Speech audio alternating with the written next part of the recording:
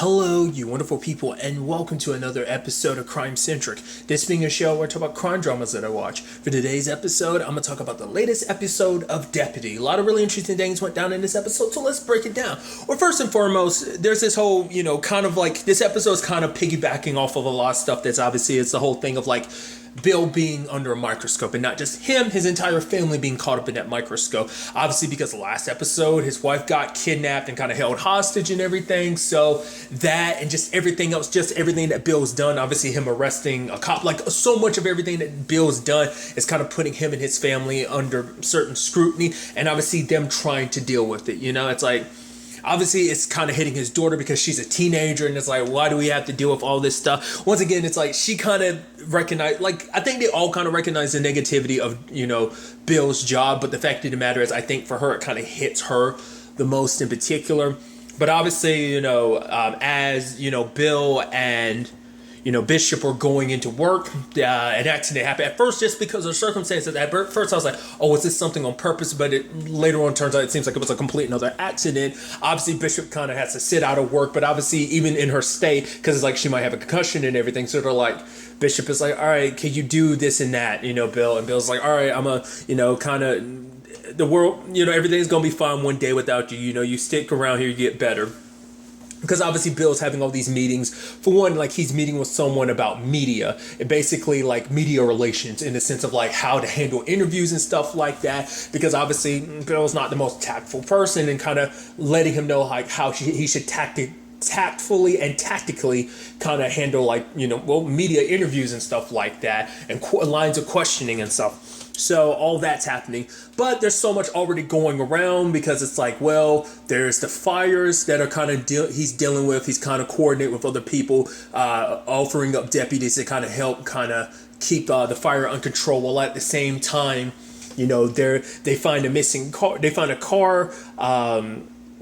There's blood in his seat, but there's no passenger or driver. So Bill sends Kate out there, but then they kind of quickly find out, like, all right, bringing in the, because initially Bill wasn't, because obviously Bill has to kind of dish out work to kind of give it to other people, because he thought like, hey, sitting here, this meeting and stuff like that, about media relationships, stuff like that, it is kind of more important at first. But for him, it's like, no, there's some missing kid out there, because it turns out like the car is driven by a dude, and the girl that was in the car was a girl that's been missing for the past 2 years. So it's a situation of like, there's a missing girl out there, especially because the girl is around his daughter's age. So it kind of correlates that in his head most likely. So Bill's like, that's kind of where I'm supposed to be. That's what's more important in this situation. So he goes out there to help with the investigation.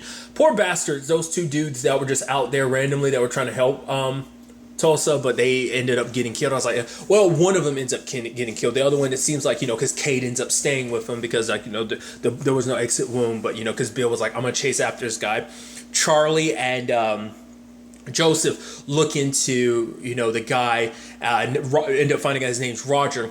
And they go to his house that's kind of run down and everything, and they find two people in the back. And it's so interesting. I kind of thought it was weird because if you look, there's one girl, we find out later on her name's Maria, but Maria wasn't like the woman, like her name is Janet or whatever. She was screaming. She was like, but Maria wasn't. She was just so like almost empty. And I'm like, what the hell is that about? I was like, maybe, I don't know. I didn't understand it. But then at the moment, like when they were starting to interrogate Janet later on, I was like, that's interesting. Because we'd already learned from Roger, the reason why he's going after Tulsa is because Tulsa tried to run because Tulsa knew that she had grown too old. Because he's one of those, he's just a sick, like degenerate piece of shit human being anyway. But basically his thing is like, oh, you're too old, so I have to I have to straight up get rid of you. So that's what this case ends up being about. And it's like, and the moment that got brought up, I was like, so why is he keeping Janet then? That doesn't make any sense, because Janet's like, oh, he took me and stuff like that. But even I was like, that doesn't make any sense. You don't fit his profile. He's a disgusting piece of shit. He likes kids, so I'm like,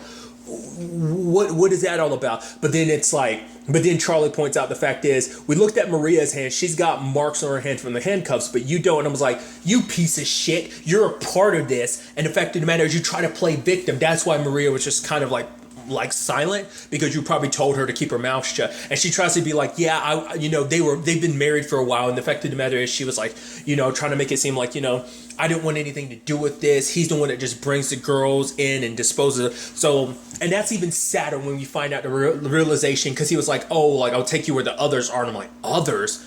Jesus. So it's not even like Tulsa and Maria are the only ones. God knows how long he's been doing this. Basically, when a girl gets too old, he finds a new victim, and it's just like, oh. And the fact is, she's just as much a part of this, and she tries to make it seem like she's a victim in all of this. I mean, even trying to pretend like she was in the beginning, but she's not. And it's just like, oh, that just sucks in the long run.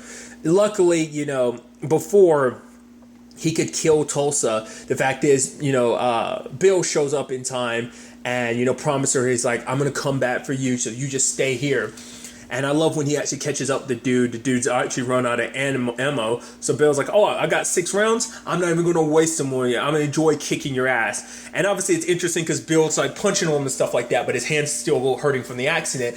But Bill ends up pushing through it and punches his face some more. And then like he kind of like flexes his hand like, oh, I'm feeling better. Bam, bam, bam, more hits. And it's just... And, him just being like, oh, I want to stay here. Let me get like one more view. It's like, no, you piece of shit. I'm not going to let you get one more view. Because for him, it's like, oh, they were getting older and he didn't know what to do with them. So he brought them here. Like he had his whole ritual about how this whole situation was going to get handled. And it's just like, because there's at least a silver lining that, Maria and Tulsa get to go home. But the fact of the matter is, obviously, like not every other parent there gets, that resolution. I mean, it's the thing of like not knowing. It's always the worst situation. It's just like there's no winning in that thing. Like I don't know. Like they make it seem like maybe no one's going to. I mean, it's there's pain in knowing the truth, but knowing is better than just your mind wandering. Because at least not knowing gave you hope, but it's a whole complicated thing. Because I don't want to make it seem like knowing is 100% solution. It is better than not knowing, but it doesn't fix anything. And it's just it can't because even Bill's making a promise at the end saying like, I can't bring back the people that you've lost, but I can make sure that the person who did this never does it again. That's what we can make that promise to. And I'm just like that. It's just situations like that, just kind of like, ugh. There's a silver lining, but it's just like it's completely overshadowed. Like you have to take the good with all the bad. So at least those families have closure now, under those circumstances. So I thought that was kind of a neat element to the episode.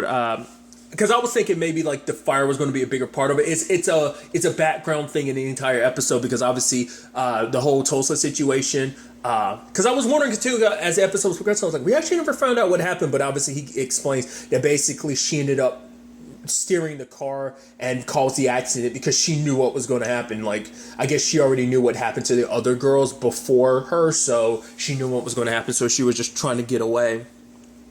But nevertheless, but the fire was like closing in, so it's like as they were in that area, the winds were going to be spreading. The fire was going to be heading in that particular direction, potentially boxing them in. So that's a background element to it. But other aspects to this. Well, let's start off with the whole situation with their daughter, Maddie. In the sense that obviously she's pretending to be sick, so she's at home with her friends. Her friends kind of chastise her a little bit, like, oh yeah, you're the sheriff's daughter and stuff like that, kind of treating her like a little bit of a celebrity. And it's just kind of a constant reminder of just like, yeah, I don't like this life that my dad kind of inadvertently kind of dragged me into it. But some random dude was like filming, like he was saying like for some political whatever. It was something like, I guess he was trying to get some political scooping or something. He's like, oh, I'm not a reporter or something like that. She said like, can you please stop recording me? But he was like, oh, shouldn't you be in school? I'm like, what? First of all, I was like, what the hell is that? Like, we'll get to that in a second. But then she pushed him down and everything. I was like, yeah, that's not going to end well. The moment she laid hands on him and then knocked him down to the ground, I was like, yeah, he's going to, I thought he was going to actually straight up try and sue them. No, he just put it out there and tried to pretend like he was a victim. First and foremost, the whole, oh, she's skipping school thing, I was like, what is that? Really? That's even being part of the title? I was like, shut up.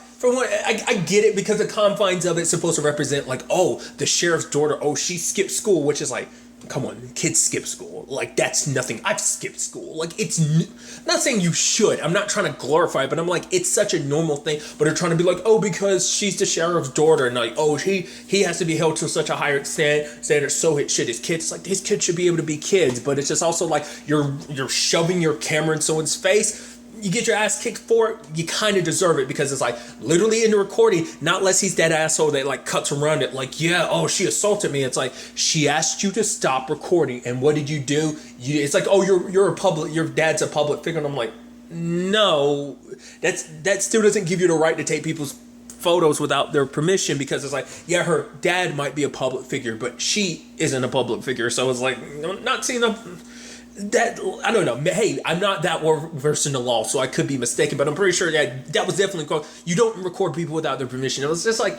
what a little douche. But obviously her mom got upset about it, because it's like, you lied. Granted, yes, should that dude have been doing what he was doing? No, he was 100% in the wrong. But because you didn't tell us where you really were, you put yourself in a position where that could happen. Like, if you told us the truth, you wouldn't even be here in the first place if you hadn't just faked being sick and stayed home. It's like, granted, what he did was a greater of the evils, but the whole thing is, you got to realize, because of your dad's position, I get it. It's hard for you. The fact of the matter is, and it's kind of hard, for Paula as well, but it's the situation of, this is the situation we find ourselves in. We kind of have to make do with it. It's not about what we want, because life doesn't always work out in that case. Like, some stuff just kind of gets dropped on you. I mean, it's not like Bill signed up for this necessarily. Like, legitimately, the job kind of literally fell in his lap. Literally, I know figuratively more so speaking rather than literally, because I know that upsets certain people who saying the word literally when you don't mean it literally, which, even though it technically is very literal in this case, whatever, I'm getting caught up in technicalities. But the fact is that, we kind of take what we've been kind of giving, and we kind of make do it. We try to make the best of it. It's kind of what Paula was trying to get at. So, and obviously Bill kind of gets on her, Maddie, about it later on, but at the same time, he admits that he was proud of her. And it's like, the fact of the matter is, you were basically defending yourself. The guy, you were taking down a guy that was coming at you and recording you when you told him to stop and stuff like that. So it's like, obviously she's in a right.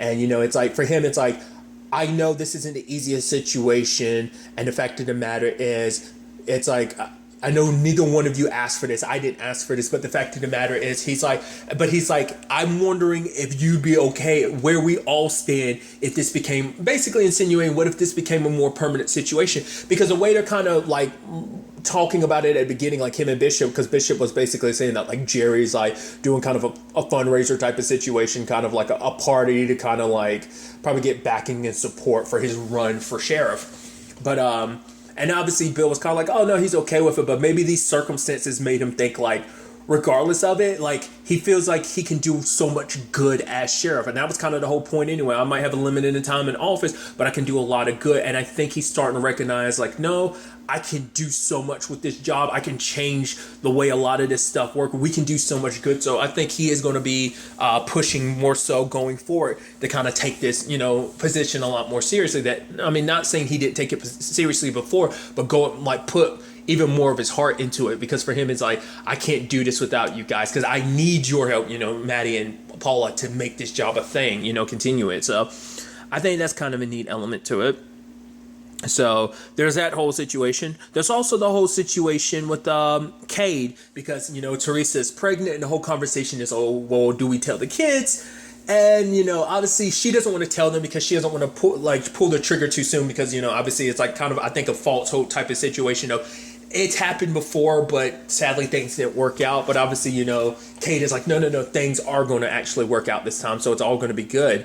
But obviously, the oldest, he overhears his conversation. He's like, oh, so that means you're going to leave us. But Teresa kind of explains later on, being like, no, that's not going to be the case at all. The fact of the matter is, once you're family, you're always going to be family. So even with the new baby on the way, you're still going to be part of this family. And it's kind of nice to see that Kate and Teresa the kids have warmed up to Teresa. And it seems like the oldest, it seems like he might not be as keen on killing Kate. Maybe he is. Maybe he's just, playing along. But it seems like he's kind of, I wish we could have gotten more into that, had an opportunity to kind of flush that out more. I mean, maybe we could see that going forward. But it seems like him and Kate are on good terms. Like I said, not unless this is him playing possum. But I thought that was just kind of a neat element. So obviously that's going a lot, it's already like you already got, and I think they've cemented it in their minds that they are going to keep the other two, and obviously this new baby along the way too. So it's like going from like 0 to 3 in an instant, but still it's what they want. And I think it's a good option and good look for them. So I'm interested to see where that goes.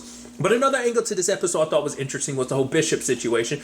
Bishop didn't like kind of being examined and stuff like that. I was like, I'm wondering what that's about. And then later on, there was a whole situation of Paula kind of running down Bishop's oh yeah, this and this and this, and then Bishop kind of got upset. It's like, please just let it go.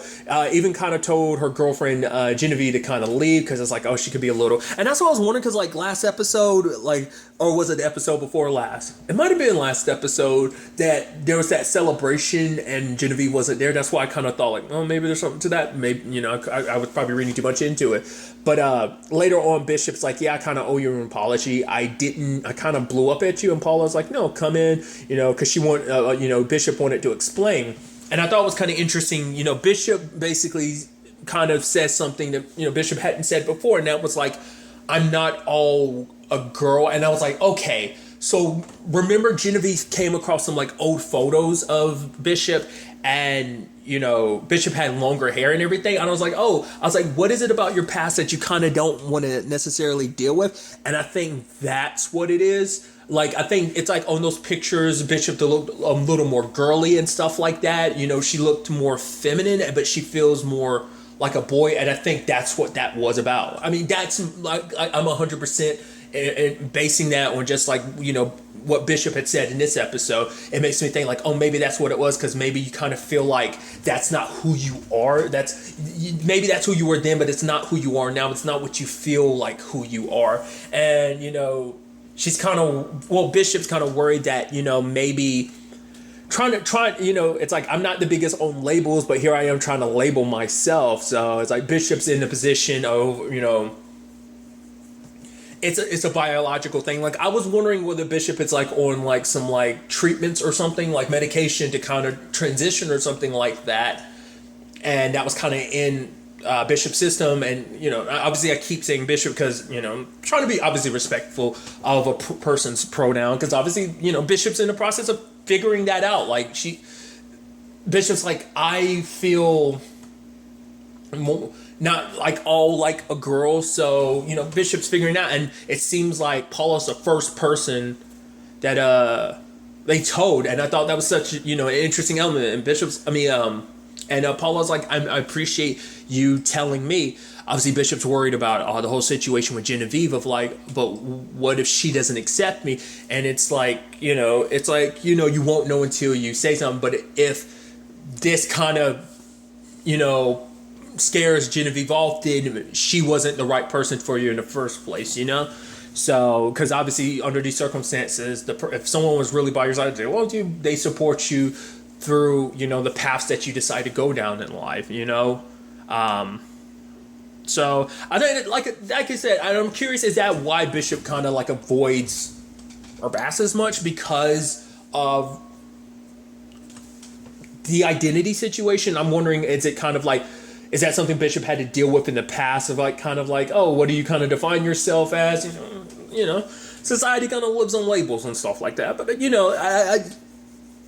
think it's an interesting storyline is kind of what I'm getting at. So I was like, oh, I didn't really know that Bishop was kind of like going through that. I guess because I just assumed like Bishop was very secure in whatever lane Bishop is going down. Like, it's like, whether it's like identifying more as a boy or whatnot. I was thinking like, I don't know. I guess I didn't really think too much of it. I was just kind of like, oh, Bishop is, I was like, oh, she's gay and that's just it. But it's like, oh, there's more to it. I mean, sexuality is obviously, there's layers to it. It's not just one thing or the other. Well, I mean, sexuality and gender and everything, so there's layers to everything. So, But I'm interested to see kind of where that story ends up going, especially like Paula being the only one. I mean, I wonder is Bishop going to bring that up to anyone else? Like Bill. I mean, it's not really Bill's business, but maybe because you rely on Paula, maybe you can lean on Bill. I mean, it's your boss and everything, but you might not want to kind of get too personal, even though your lives do kind of obviously intersect on the lane of personal. But I mean, granted, like I said, we'll ultimately have to wait and see where things kind of go on that front, as well as along with everything else going forward into the next episode. But really, that's all I want to talk about. So the next time we meet, be happy, be safe, live life to the fullest, and enjoy it. Good day and goodbye.